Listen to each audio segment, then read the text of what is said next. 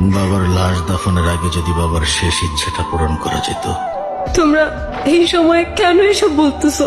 কখন বলবো? বাবাই তো বলে গেছেন। তাছাড়া বাবার লাশ দাফনের আগে যদি বাবার শেষ ইচ্ছা পূরণ করা হয়, বাবার আত্মা শান্তি পাবে। বুঝতে পারছিস না কেন? কষ্ট তোর একা লাগছে না মা, কষ্ট তো আমাদেরও লাগছে নাকি? রেদিতা, মার কথা শোন, সই কর। এই বাড়িতে আপনাদের পরিবারের একজন ইন্তেকাল করেছেন, আর আপনারা সম্পত্তি ভাগাভাগি করছেন। তুই কে যে আমাদের পারিবারিক আলোচনার মধ্যে ঢুকে গিয়েছিস? রিদিতা ম্যামের পার্সোনাল বডিগার্ড। মারা যাবার আগে এনায়েত সাহেব আমাকে অ্যাপয়েন্ট করে গেছেন আপনার সেফটির জন্য।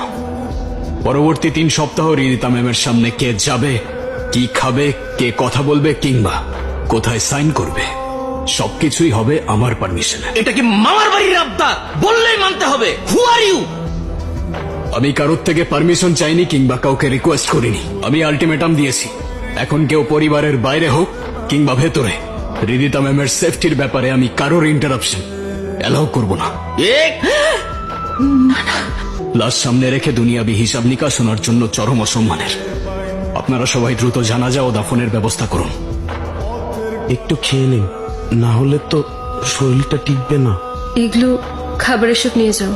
আমার শরীর টিকলো কি না টিকলো তাতে এখন আর কিছুই যায় আসে না। যায় আসে ম্যাম, আপনার শরীর না টিকলে আমার কন্ট্যাক্ট ব্রিচ হবে।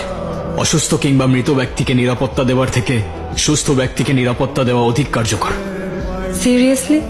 আপনি কি মানুষের সাথে এভাবেই কথা বলেন? আমি তথ্যের ভিত্তিতে কথা বলি ম্যাম, আর তথ্য হচ্ছে আপনার গ্লুকোজ লেভেল কমে গেলে রিফ্লেক্স স্লো হয়ে যাবে। বিপদের সময় আপনি দৌড়াতে পারবেন না, আর এতে আমার কাজের ক্ষতি হবে। তাই আপনার খাওয়া উচিত। তুমি যেভাবে ভাবছো ওইভাবে কিচ্ছু হবে না। এই মেয়ে সাইন করবে না। ওসিয়তনামায় সাইন নেওয়ার সময় তুমি ওকে দেখেছো? তারপর যখন বডিগার্ড না কি আসলো ওকে দেখেছো? একদম চুপ ছিল, যেন সব ফোন দিয়ে আগের থেকে এটে রেখেছে। কালকে যদি মা তুমি আমাকে না থামাতে, আমি এর শেষ দেখে ছাড়তাম। বাবা একটু শান্ত হ, একটু চুপ কর, সবুর কর বাবা। মানে যা করার আপোষে করতে হবে, জোর জবস্তি করে কিচ্ছু করা যাবে না। যদি পাড়া প্রতিবেশী আর আত্মীয় স্বজন সন্দেহ করে না, বিরাট একটা ঝামেলা হয়ে যাবে। এমনিতেই একটা ঘটনা ঘটে গেছে, আর কিচ্ছু করা যাবে না। আমি যদি রিদিতাকে বোঝাই, ও বুঝবে। ও এখনো আমাকে বিশ্বাস করে। কচু বিশ্বাস করে মা তোমাকে? তুমি ওকে সহজ সরল মনে করো? ভাব নিয়ে থাকে, যেন কিচ্ছু বোঝে না। এমন একটা ভাব যে ভাজা মাছ উল্টে খেতে জানে না। মা, আমার আর সহ্য হচ্ছে না। আমার যা চাওয়া তা পাওয়ার জন্য আমি সবকিছু করতে পারি, সব।